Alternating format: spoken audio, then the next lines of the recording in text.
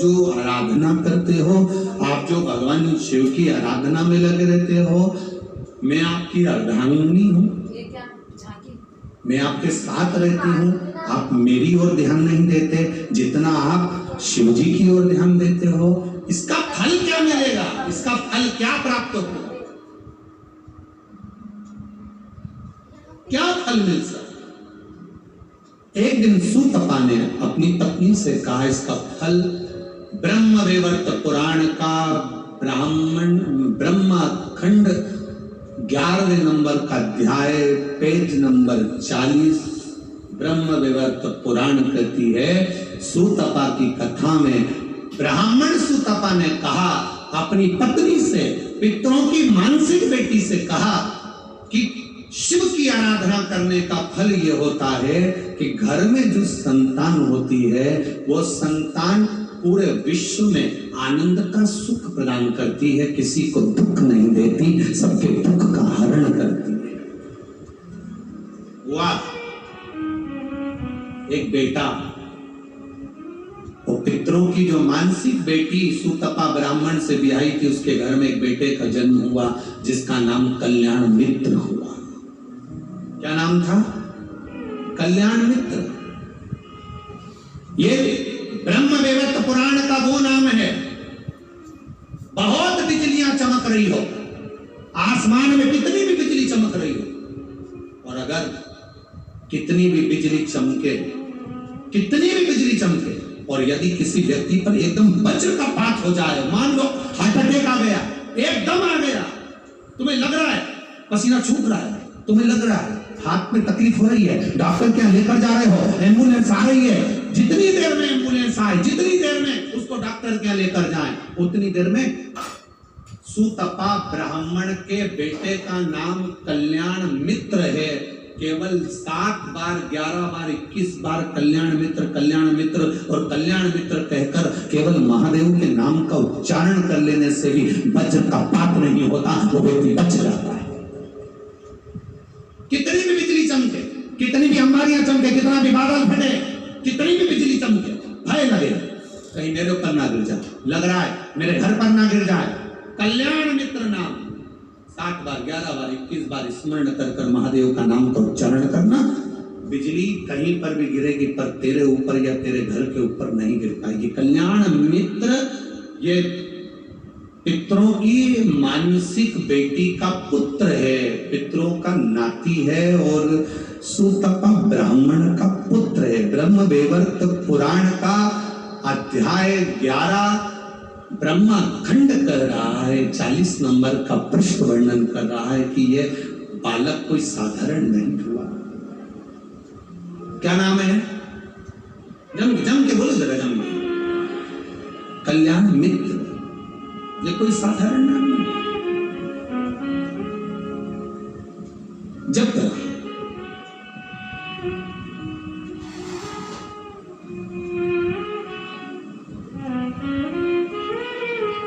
कई लोग कल्याणेश्वर महादेव भी कहते हैं, ध्यान देना जरा से। कल्याणेश्वर महादेव का महत्व क्या होता है? ब्रह्मवैवर्त पुराण में पितरों की जो अन्य बेटियां थी, उन्होंने जो अनुष्ठान किया था, जब नाती, पितरों का नाती जब घर पहुंचता था, उसका जब लालन पोषण करती थी और वो शिव की आराधना करता दिखता था, तो उसका नाम कल्याणेश्वरी रखते थे। एक निवेदन आप सबसे रहे, जिनके लीवर में, किडनी में तकलीफें रहती है, डॉक्टर को दिखाते रहो, जांच कराते रहो, डायलिसिस भी चल रहा हो तो भी डॉक्टर को दिखाते रहो और इलाज कराते रहो, जांचें कराते रहो, डॉक्टर की दवाइयां लेते रहो, मना नहीं।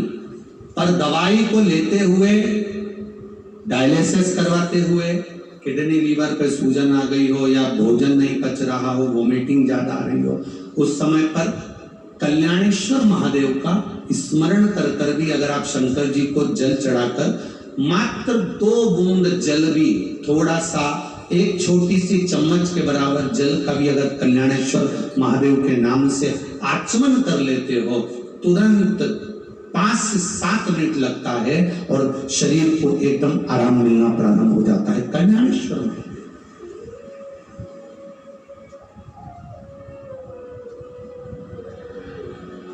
शिव शंकर की कथा, बाबा देवादिदेव महादेव का सम्मान किया।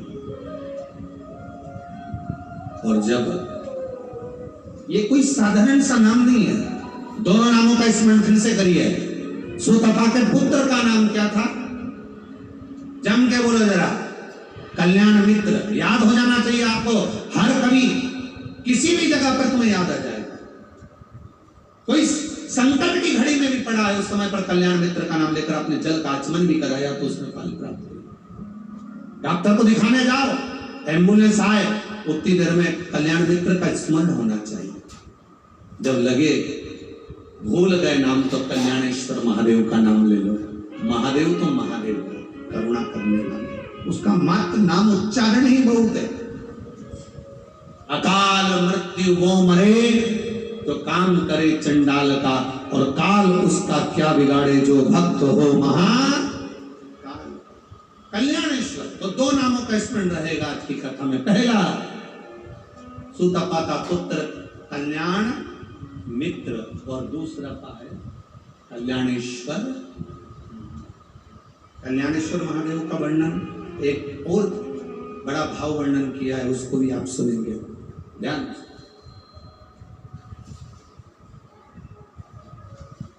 मान लो कोई अपनी प्लाट है, कोई अपनी जमीन है, कोई अपनी भूमि है, कोई अपना घर है, आपने किराए से दिया, कोई किसी को कोई कार्य के लिए दिया और उसने उस पर कब्जा कर लिया, नहीं छोड़ा, बहुत प्रयास कर लिया, अदालत तक में केस पहुंच गया, तब भी कल्याणेश्वर महादेव का 108 चावल का दाना या 108 श्वेत पुष्प की पत्ती, सफेद फूल की कोई भी पत्ती, बाबा कल्याणेश्वर महादेव के नाम से किसी भी शिवालय में, किसी भी शंकर के मंदिर में, जो अपने घर के पास हो। हम ये कभी आपसे नहीं कहते कि आप बहुत दूर जाइए, आप तो आपके घर के पास में जो शिवालय, आपके घर के पास में जो शंकर का मंदिर, आप वहां जाओ। प्रदोष काल के समय पर 108 चावल का दाना कल्याणेश्वर महादेव के नाम से आप समर्पित करिए, शिव का स्मरण करिए, बाबा से वही 108 चावल के दानों में से 107 दाने वापस लेकर आ जाइए, और वो दाने आप अपने कक्ष के अंदर बस बाबा से प्रार्थना कर आ जाओ कि बाबा अब आपको संभालना है, आपको साधना है। ना तो हमको मंत्र आता है, ना हमको तंत्र आता है, ना हम विद्या जानते हैं, ना हम साधना जानते हैं। शंकर का जो भक्त है, शिव का जो उपासक है, उसको कुछ आए ना आए, शंकर के भक्त को बस निर्मल मन रखना है। क्योंकि राम कथा भी कहती है, निर्मल मन सो मोई आवा। आपका मन अगर पवित्र है, हृदय अगर पवित्र है, तो भगवान मिल जाएगा। अब तुम मंत्र तो सब जानते हो, साधना सब जानते हो, 2 घंटे तक आंख बंद करके बैठे रहते हो, हम 3 घंटे तक माला जपते हैं, हम वेद पुराण शास्त्र सब कुछ जानते हैं, उसके बाद भी तुम अपशब्द कहते हो, अहंकार में फूल गए, कपट में फूल गए, किसी के लिए आड़ा टेढ़ा बोल दिया, किसी के लिए अपशब्द बोल दिए, अपने लिए ही जीने लगे, तो वो एक आनंद नहीं है। आप मंत्र भी नहीं जानते चलेगा, आप साधना भी नहीं जानते चलेगा, आप किसी पुस्तक को भी नहीं पढ़ते चलेगा, आप कोई चालीसा भी नहीं पढ़ते चलेगा, आप कुछ भी नहीं जानते, बस एक चीज जानते हो, जैसे वो कड़प शिकारी वन में रहता है, और वन में रहते रहते उसने एक शिवलिंग देख लिया, और शिवलिंग को देखने के बाद उसके मन में भाव जागृत हो गया कि मैं भी आराधना करूं। जल चढ़ाने के लिए पानी का लोटा नहीं तो मुंह में पानी भर लेता है, मांस ले आता है, पत्तियां तोड़ लाता है, शिव जी को चढ़ा देता। शिव जी प्रसन्न हुए थे कि नहीं हुए थे? बोलो बोलो, जम के बोलो, हुए थे ना। भगवान शंकर प्रकट हो गए। अब उसने लोटा भर के पानी नहीं चढ़ाया, उसने बेलपत्ती भी नहीं ढूंढी, उसने तो जो पत्तियां मिल गई चढ़ा दिया, वो तो मांस लेकर आ गया, उसको क्या मालूम की है क्या खा। भगवान ने ना तो मांस देखा, भगवान ने ना तो पत्ती देखी, और भगवान ने ना तो जल देखा, बस भगवान ने एक चीज देखी। जब लीला रची पुजारी जी ने, पंडित जी ने शंकर भगवान के शिवलिंग को पिंजरे में बंद कर दिया, लोहे का पिंजरा लगा दिया। ना जाने कौन मूर्ख आता है, भगवान पर मांग चढ़ा के चले जाता है, लोहे का पिंजरा लगा दिया और लोहे का पिंजरे से शिवलिंग को बंद कर दिया। पंडित जी चले गए, कड़प ने आकर देखा कि पिंजरे की एक लोहे की टांग टूटकर शंकर भगवान के शिवलिंग पर लग गई, उसमें से खून बह रहा है, खून। कड़प ने सोचा भगवान की आंख फूट गई है इसलिए खून बह रहा है। कड़प ने त्रिशूल उठाया, अपनी आंख निकाली और जहां से खून आ रहा था वहां पर अपनी आंख को लगा दिया। शिव प्रसन्न होकर प्रकट हो गया। न मंत्र जानता है, न साधना जानता है, न तप जानता है, न उसने कोई पाठ करा, न यज्ञ करा, न अनुष्ठान करा। शंकर भगवान निर्मल मन से प्रसन्न होते। क्या करते हैं? शिव है क्या? आज तक लोग नहीं जानता है कि शंकर है क्या, शंकर को चढ़ता क्या, शंकर को चाहिए क्या। तुम सोचो शंकर भगवान को हम 1.25 लाख बेलपत्र चढ़ा देंगे तो शंकर जी प्रसन्न हो जाएंगे। शंकर जी की शिवपुराण कहती है 1.25 लाख बेलपत्र चढ़ाने से पहले विचार तो कर कि 1.25 लाख बेलपत्र कौन कौन से पेड़ से तोड़वा के बुलाई तूने। पैसा तो दे दिया तूने पर जिंदगी में एक बेलपत्री का पेड़ नहीं लगाया और दूसरे जगह की 1.25 लाख बेलपत्र ला के चढ़ा दी तो क्या शंकर जी प्रसन्न होंगे? एक बेलपत्री का पेड़ लगा देता और एक बेलपत्री शंकर को चढ़ाता तब शंकर प्रसन्न होते। ऐसे दूसरों के पेड़ पे से तोड़ तोड़ के तुम जिंदगी भर चढ़ाते रहो तो क्या शंकर जी प्रसन्न होंगे? हमने तो 10 रुपए की खरीदी, हमने तो 20 रुपए की खरीदी।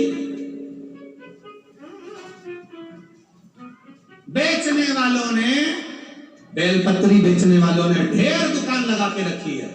मेरा निवेदन है बेलपत्री बेचने वालों से कि तुम्हारी अगर जमीन हो तो उसमें कम से कम 100-100, 200 बेलपत्री के पौधे भी लगाओ, पेड़ भी लगाओ, जिससे वो बड़े होंगे तो उनकी बेलपत्र आप तक पहुंचेगी। वृक्षारोपण करिए, चढ़ा रहे हैं शंकर जी को प्रसन्न।